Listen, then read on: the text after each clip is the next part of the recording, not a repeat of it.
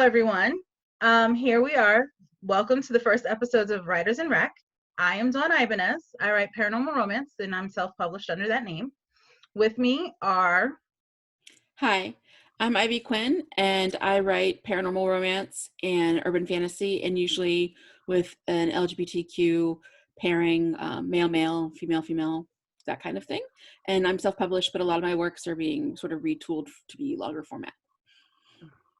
And then also, there's Oh, me? yeah. Hi, I'm April. I'm also known as Abby Wheeler. Right now, I'm primarily writing on Wattpad, but I've got a historical fiction series that's got a good amount of traffic, and I won an award for it. So I'm feeling good about its chances.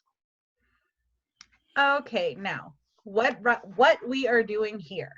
We're trying to survive the quarantine just like everybody else, Mm. and all of us are into various fandoms. All of us are writing. All of us like different things that we really don't see on YouTube too much. And we've been around the block for a little bit. That sounds really sketchy, but hey.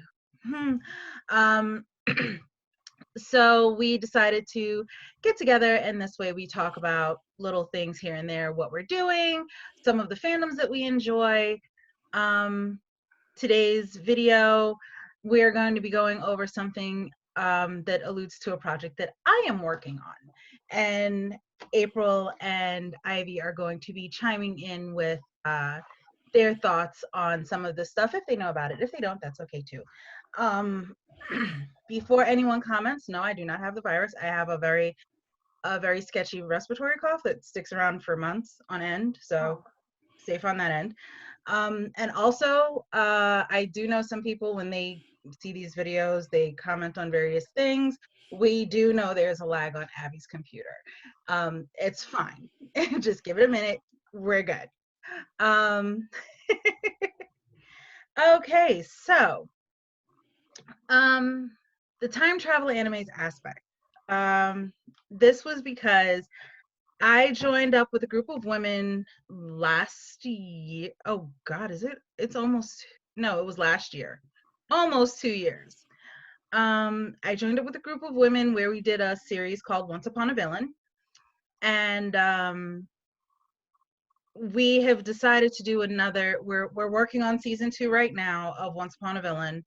And we're also doing another for 2021. We're doing a series called Timeless Love. Now, it's a group of authors that want to showcase a very popular interracial dynamic that we don't really see that much. We're starting to see it a lot. It's Asian male, Black female. So we were like, okay, well, let's do a timeless love thing where one partner has to travel into the past of the other partner or into the future. One of them is displaced in time. So, of course, we're sitting there wondering, what can we use as inspiration? I came up with a small list because, not gonna lie, Ivy will attest to this, anime and video games, they are my jam. That is my wheelhouse. The bookcase behind me is full of anime. The bookcase next to me is full of manga. You can't really see that. I have 1, 2, 3, 4 decks of playing cards, 5 counting the Black Butler that's put away somewhere else. All anime themed. You see Edward and Al right there. There's Yoko Karama right there. There's another Inuyasha one over there. There's Escaflowne right there. Yeah, I'm bad with anime, and I've fallen in and I can't get up, and I don't really want to. So yes, that is the first. Let me get up my little write-up that I had so that I can remember what I put up here. Okay. All right, one thing that I did also want to mention that with this list, there are a lot of historical or travel to the past fantasy type anime. I did not list them here because we're trying to do a historical setting. It's supposed to be a time displacement. So things like Record of Lodoss War, La Chevalier d'Eon, they're not going to be here. And yeah, there is an anime with a totally French name, and it was twisted. That could be another episode all on itself if I could get copies to you guys. Um, I think he was a historical character, but that's totally sideways. Okay, so the first anime that I have up here is the one, the only, the epic Inuyasha. That is, let's see, Inuyasha hits all of the bases. It's a modern girl transported to mystic feudal Japan by falling into a well. There's a balance between romance and action adventure. There are paranormal elements, which again, I am there for. That's why I dug it in college when my friend introduced me to it. What parts I have seen, I'm like, yay, international demons. Yes, Inuyasha is really, really cute because you have a kitsune, you have a demon hunter, you have a monk that's cursed, you have priestesses, you have dog demons. I have one of the plushies for one of the characters, Sashomaru. He's sitting there on the bed. Yeah. That's the one anime character that the doppelganger is I will refer to is my 17-year-old child. Yeah. Too much like me, and I'm just like, I see why alligators eat their children.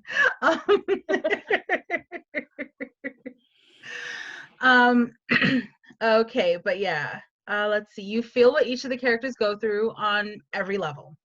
My main complaint really about Inuyasha is the way that it ends, because yeah, after 167 episodes from the first anime, and then another 26 from the wrap-up anime, you're like, wait, this is what I get? Where's my time? Where's my medal? Where's my achievement unlocked? But the good thing about Inuyasha is that it shows you both points of view. When it comes to the time displacement, you have the modern girl going to feudal Japan, and then there are a few episodes where Inuyasha, the main character, comes to the modern world himself, because things are hitting the fan, and he misses Kagome, his bae. He misses her, so he goes and jumps in the well that she uses to go back and forth between her world and his. So he'll get mad and he'll just jump in the well, go after her, and her whole family's like, "Oh, he's here. Welcome." Okay, so that was number one. Number two, and this one is, I enjoy this one. This one is I have a rewatch coming of as soon as I start working on this story. This is going to be one of the main things that I rewatch. It's an anime called Fushigi Yugi. It's the full name is Fushigi Yugi: The Mysterious Play.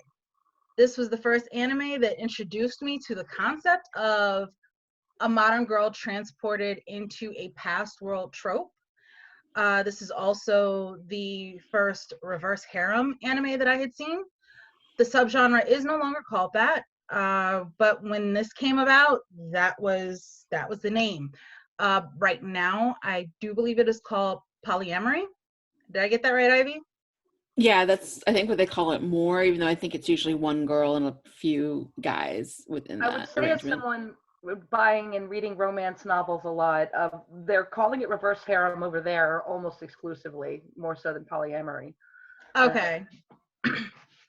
Okay, so yeah. So I don't know if that started with anime and then made its way over. A lot of terms started with anime and made its way over to others. Well, considering this one started in 1990 something, let me see.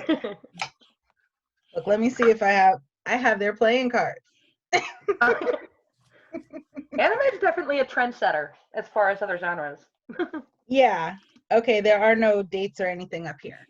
But yeah, this was one of the first ones that introduced me to that entire concept of one girl and a whole bunch of guys. To flesh it out a little bit more, let's see here. The series revolves around a girl named Miyaka. She and her best friend, they end up going into the library, and they read a book. They find this book in the forbidden section. They start reading it, and they end up transported into basic what's supposed to be some sort of fictional version of China. Shenanigans happen. They meet the main hero, Tamahome. The best friend, Yui, she's thrown out of the book. Miyaka ends up finding out that she is a priestess, and she has to get all of these 7 warriors together. And, that's a big harem. Sorry, that's a lot of guys. Yeah, but see, not all. The way they have it set up, and I love the way they have it set up, because even though it's a lot of guys, there's only the main triangle. It's Miyaka, Tamahome, and Hotohari. So is it more that in the anime world, there's a few guys or more around a girl, but only a couple are love interest, and more that there's also the friendship angle with it? Yes, they take it from, we love her as a friend, we love her like a sister, we want to be better for her, because all we really want to do is make her smile. Whereas Tamahome is like, I am in love with you, I want to spend the rest of my life with you. And Hotohari is like, I'm in love with you, I want you to be my empress, because he's an emperor. So yeah, so that's the way that is set up. Whereas you have Noriko is one character that when you meet Noriko, even Miyaka believed that they were a female. Noriko goes through, actually the funniest thing is, I do believe, if I remember correctly, Noriko, with as dainty as they look, is the brawler, is like the strongest, physically strongest character out of all of they're called the Suzaku 7, whole priestess thing. Yeah, they're the strongest one. But when you look at them, they are also the daintiest one. Noriko loves Miyaka, would do anything for Miyaka, because Miyaka is more like their sister than anything else. So you have one character looks like a little 10-year-old kid. He's also a member of the Suzaku 7, and he loves Miyaka because that's kind of like a mom character for him. Which again, I think is a big distinction between how the polyamory, which they use reverse harem, especially in written romance. I kind of dislike the term. I mean, I know that's the one they use, but I think it's problematic. Yeah, it's pretty much all banging all the time. Yeah. Yeah, so that there's not many friendships. There's not even many relationships that are platonic. Basically, it feels, I read 1 or 2, and I don't really always enjoy that kind of thing, because I want like one person, two people to find each other, and be happy. But the ones I've read have just been like I think I started reading one and I didn't know it would be a reverse harem, right? And then it turned out that way, and I was like, oh God, that's 4 guys. That's so much work, And I think everybody, and I think we'll end up saying this a lot through the show, except for a couple of lines, like, I don't like have room for this. I'm like, there's certain things like incest or like statutory. I'm like, that's my line. Like, I have lines, like, yay for me. But I feel like everybody has the sort of thing they like to read. Some people really love reverse harem or polyamory. I mean, the way they define it, it's kind of like polyamory. I just hate saying reverse harem because it feels so problematic. But sexist? Yeah, but it's just not my thing, because I think sometimes it can be done well over several books if they sort of really build up 3 or 4 people in that arrangement. But sometimes I feel like sometimes it's one book, maybe 50,000 words, and it really cuts to the development of the individual characters and suitors, so to speak, in the arrangement.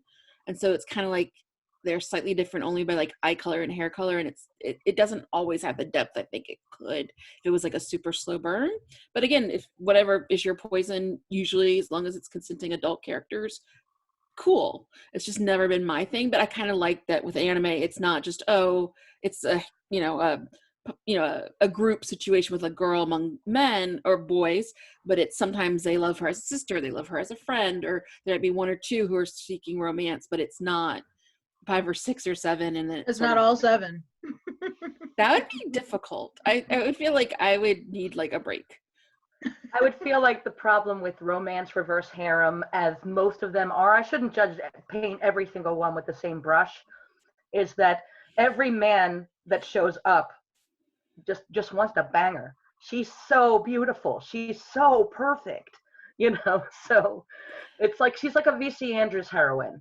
I can see it making a little more sense, and it did catch on pretty hardcore. I know it's in contemporary, but it caught on pretty hardcore in paranormals and urban fantasies because they can short circuit with there's a prophecy or she's like a fated mate. So I can understand where they can sort of shortcut the insta-lust there. Here's looking at you, True Blood. Oh yeah, True Blood. Yes. Oh God, everyone loved Sookie. Her brother practically did, probably. I don't even know. I stopped watching that show after a while. Yeah, I only collected seasons 1, 2, and 3. By season 7, after season 7 took place, I was like, I'm done. I have 1, 2, and 3. I had the scene where Russell Edgington ripped out someone's spine on live TV. I'm good. Yeah. I think my point of noping out on True Blood was basically once they bring in the Greek mythology, you can't have everything be true. You got to separate, what paranormal things are real, because you can't have like vampires being afraid of crosses, then also Greek mythology things coming in. Like, why both? It's too much. I really like when a world is built to make sense. Like, I don't know, Stephen King, can't stand his endings, but he does great world building. So yeah, I think that's what I call the kitchen sink approach. Like, I really feel you have to have rules and you don't have to throw every single mythical thing in, especially maybe you can build it over time to add more pantheons or types of things as you go. But I feel like if you start on book 1 most of the time with here's everything, I said most of the time, you work really well, Dawn, but most of the time it's like too much. And I mean like way more than you put in. I love this book series called like Gods of the Night or whatever, which is funny, but I know it's not really supposed to be. So it's about like guys who have dinosaur souls, and it's by this woman whose name is Nina Bangs, and it's amazing. But it's got like immortals and like vampires and like the fae and like dinosaur shifters, and this is all in book 1. And I'm like, this is a lot to digest. But it's amazing, and if you can find the Kindle edition of the second book, it's still amazing. This could fit in with the Tingleverse really well. So yes, Chuck Tingle would love that. Chuck Tingle is maybe he's secretly co-writing this. Dinosaur Souls sounds like his kind of jam. Oh my God. I'll make you guys read one of the Kindle books at some point so we can go over it because it's amazing.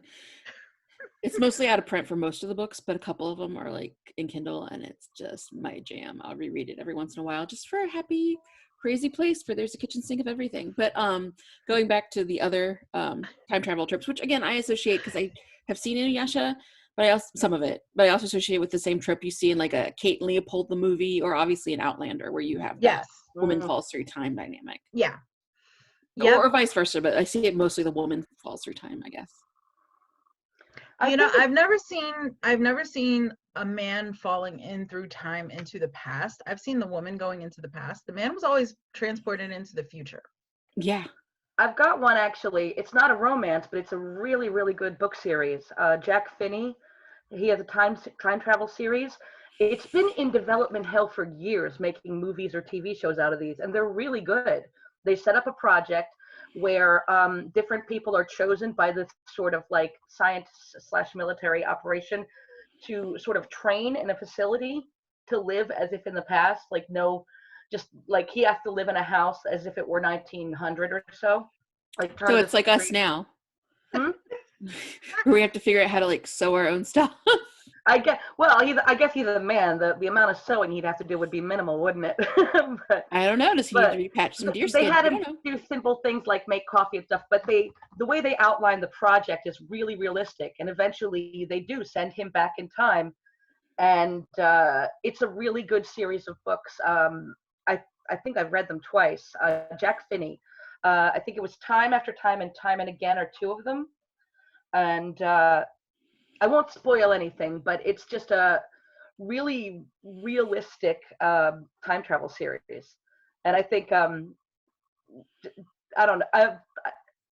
Sorry, I'm trying to think. It's like just speculative sci-fi, but it's not like unrealistic or anything or far-fetched. Like the way that they build it, it seems really possible. And I don't know. I think the only other time travel thing that I've watched, most of it is women. I think it's a female fantasy a lot of times, to live in the past, or or just to like I can take my modern sensibilities to another time and somehow change the time. Yeah, I mean, you're the one who writes historical romance, which sort of takes that Yeah. as a writer. But like, I feel like the only one of these I know very well, as far as like, I mean, Inuyasha, I was mostly watching it from the perspective of, yay, dog, demon, cute. But Kate and Leopold, which I kind of hate as a movie because it's like, I'm going to give up my life and my high-powered job and go make butter with an Earl back in like the whenever time. I don't know. He does look like Hugh Jackman, so there you go. But I feel like it's a weird. It was Hugh Jackman. Oh, I know. Well, Yeah. Yeah. But it's like, I get it. If Hugh Jackman's like, hey, I'm in breaches all the time, I'm like, okay, I'll think about it. But it's just sort of like a Hallmark movie, but without time travel in Hallmark movies. Like, I'll go back to a simpler time. But I think there is something attractive in the, at least, way we're brought up to think about earlier times and chivalry and actions of chivalry and like being a gentleman and all that kind of stuff. Sort of like, forgive me, I think why parts of, just forgive me, Twilight appeal to people somehow is like Edward's out of a different time, and so he's like creepy and she's still 17 and he's like 100, but it's that sort of gentlemanly virtue, like when they had more formal manners, that I think sometimes appeals to people. Not me per se, but I'm just saying.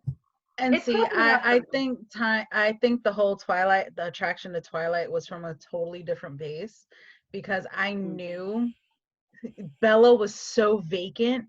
I knew girls that could sit back and easily slide into, oh yes, I identify with Bella so much. She is the easiest self-insert character. I think I read something once where they called her Pants because everyone can slip into her.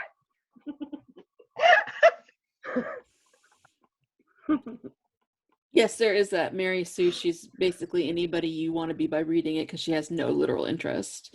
I think she has technically more than Anna in 50 Shades of Grey, but it's hard to tell. I think both of them just like to read. I refuse to even touch 50 Shades of Grey. I can't do it. I can punish myself only but so much.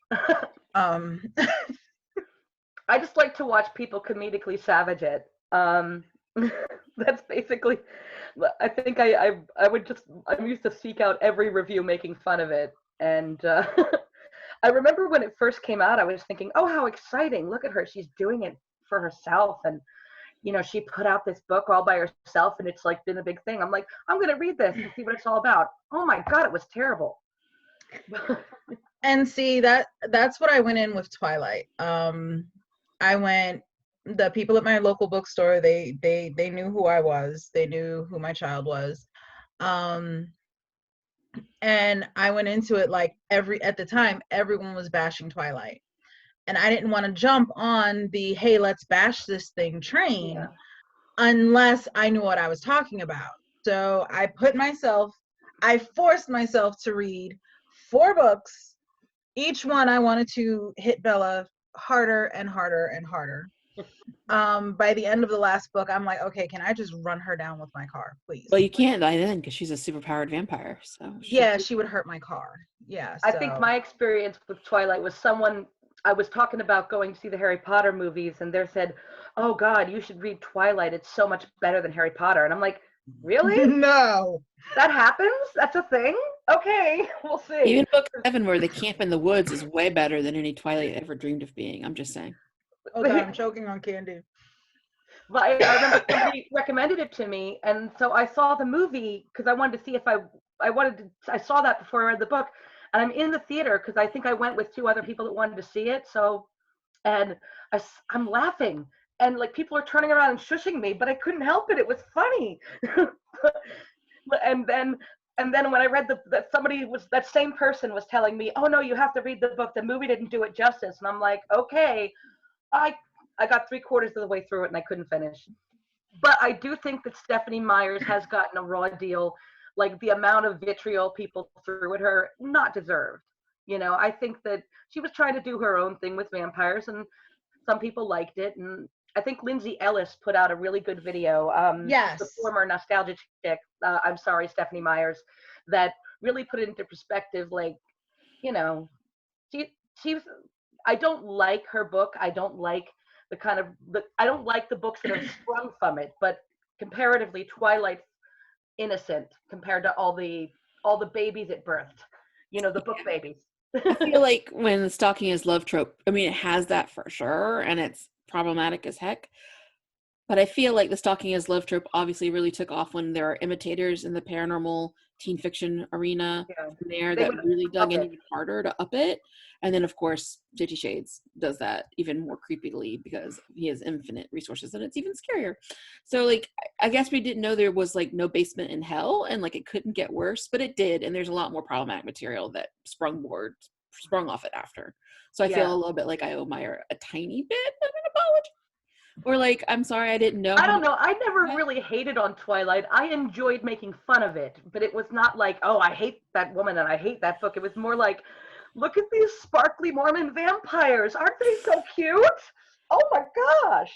And book 2 gives me a lot of annoyance because she gets into those self-injurious behaviors and it basically pairs suicidal attempts and like jumping off cliffs. And I'm like, let's not teach teenage girls to do that for their boyfriends. Let's step back from that. And that book especially really bothered. Like, you're not going to get pregnant by a vampire, but you might want to hurt yourself because your boyfriend leaves you. So that's not a model I am comfortable with. From a psychological background, it makes me worried. As far as back in time stuff, I do think that if Outlander was a little bit less rapey, I would enjoy it a lot more. Yes. But eventually I just noped out because I was like, I'm just tired of seeing this. I'm so sick of just the rape. And everything. I just can't believe that every corner you turned in like 75, it was like, that was what happened. But I'm writing in 1813 right now, and obviously I'm writing with people from, like, I would compare it to upper middle class right now, the people I'm dealing with, but there are a few rich people involved and everything. So I'm not going into the nitty gritty and into the problematic stuff. Eventually I might. But I've been doing a lot of my homework on the time, and I just feel like it's not as shitty as as Diana Gabaldon has put it out. Like, maybe during that time of war. So I don't know. I'll give her that. I'm just not into it. I'm more of a Jane Austen girl. I want. I love look, we can't touch, we can't be in the same room together. Now, no one can do that. I saw someone. If we dance 3 times, we're married. That kind of thing. So I watched a time travel one called Lost in Austin. I think it was a BBC one years ago. And it was actually amazing for the first few episodes because she goes through a cupboard into Pride and Prejudice, basically, and her and Elizabeth switch places.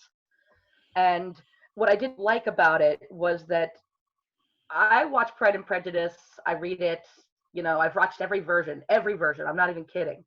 And I ship Elizabeth and Darcy. I don't ship myself with Darcy. Obviously, the person who wrote this was shipping themselves with Darcy. And I'm like, no, Darcy and Elizabeth are meant to be, and just stop this. So I don't enjoy self-insert characters. I don't enjoy self-insert at all.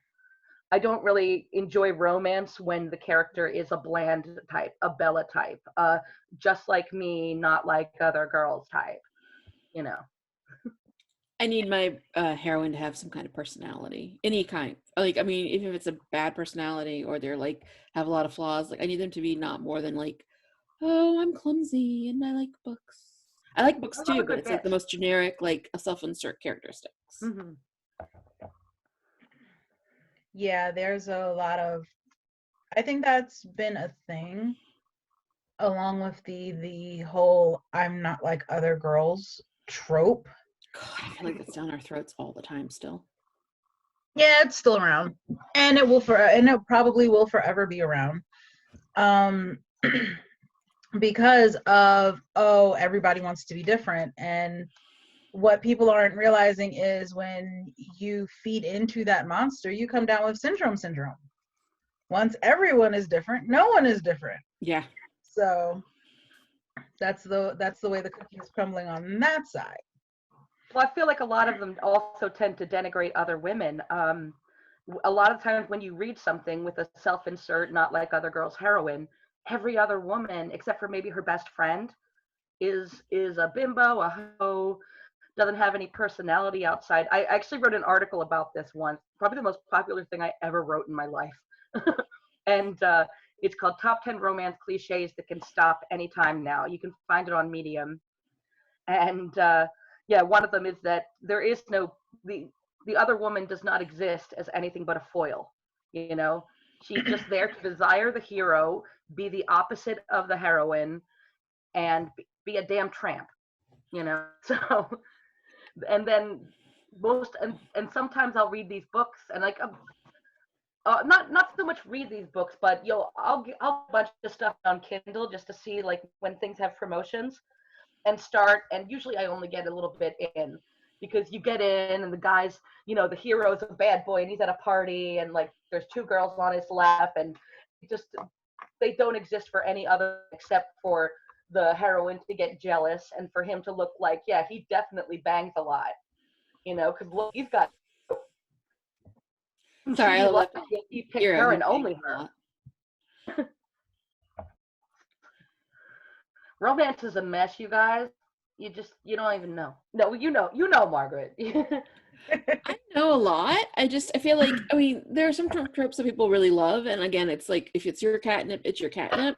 But I feel like there is definitely this problem where sometimes people write the book where to make the heroine look really good, they have to make every other woman like, yes, yeah, sort of like a 90s rom-com. Like, if you go back to like The Parent Trap with Lindsay Lohan, like the other stepmom is the potential stepmom is just so cartoonishly evil. Like, I feel like we get that trope a lot in like, or like something like even that Jennifer Lopez movie where she's a bridal planner or like mother-in-law or whatever, all these different ones where it's the like wedding planner and then yeah, monster-in-law. Yeah, monster-in-law. Yeah. And it's like there's always that one person who's the mother-in-law or the other bride, and they're not like a normal person, they're like a super bitch. And like I was like, we can have them where they're still decent people with their own personalities and they just for other reasons don't work out with the the love interest. But it's like, I mean, sometimes you love a good bitch character, but I feel like they're always a bitch. Oh, it depends. I remember The Truth About the Dogs. I don't know if you guys saw that movie. It was Janine Garofalo and Uma Thurman, and it was basically Cyrano. Like, basically, it's what Sarah Burgess is a Loser tried to do, but and without failed being so really horribly crazy. at. Oh God, that movie! It failed on every level, and I could write a book about all the ways it failed. But this was a good version, a good female version of Cyrano de Bergerac, where Janine character host, Uma character, and little mix up when she goes to meet a guy that became enamored with her voice and conversation. He thinks she has Uma Thurman pretend to be her for a second, and then it just into that Cyrano thing, and never like both characters ended up bonding and finding each other, finding themselves a little more. Like Uma Thurman's character, her confidence grew when she was able to give her abusive boyfriend. Janine Garofalo, same kind of thing. They both kind of found themselves through their friendship with each other and this romance. So ideally, a romance would be able to show friendship between two as well. I mean, there's time for both. I'm currently writing a house party romance with 4 different couples set at a house party over a 2-week period. And I'm really trying hard, even though I do have a real main bitch character. I consider her more of a Nellie Olson. She's starting as Nellie Olson, and eventually she'll be good Nellie Olson. Little House on the Prairie. I was gonna say, we all love a good bitch character who can like have a little bit of an arc. I think like I love Cordelia Chase from Buffy and like Angel and how she grew and developed, not how she died because that's another problem. But oh God, that's a problem. Yeah, I think with this character, I'm having her be a most antagonist in this, but in the fourth book, like there's a through line. There are Yeah. stories that aren't going to pay off until there's all 4 books, and I'm on the second right now. The fourth book, I'm going to give her a ending and have her have real friendship, not a friend friendship, because what they the frenemy friendship, and the fourth book. So, and each of my heroines, like my first one was a very flirty, giggly kind of girl, very girly and everything. Her sister's a lot more serious and work oriented because she paints, and she knows who she is without the idea of romance. So getting her married is be a big challenge in the fourth book because I think she wants it, and it's going to have to be special. So um, I'm working really hard on never having an out and out villain. Like even if I have an antagonist, I would rather them not be cartoon out. And it's hard though because you only have so many words and you have to spend wisely. I'm learning that because my first book is way too long. I know it. Yeah, I have that problem too. But I mean, you can relate, Dawn, because you're someone who does a lot with her villain characters and really makes them. Oh yeah. They have their complex inner society and backstabbings that are almost better than the heroes sometimes. Yeah, that's what I aim for. Let's see. Okay, I've been keeping an eye on the time. Um, because of the way we are, we can only get like 40-minute shots. So this will be an end for this one. We can always meet up and do another chat like this in a couple of minutes or later on, doesn't matter. But yeah, we can only record like 40 minutes at a time. Probably best because we could go forever with each other and then never Yeah. leave the room. Alrighty, so this has been Dawn, Ivy, and April for Writers and Recs. I will put a complete list down of the animes that I talked about, of a couple of the shows and books that we had mentioned. We'll put it down below. I think we can get April Abby's Medium article. We can get to that link for that too. Yes. We'll get that up. Stick around. Don't forget to like and subscribe. Turn on a notification bell because you never know what we're going to be talking about next. All right. So we'll see you YouTube.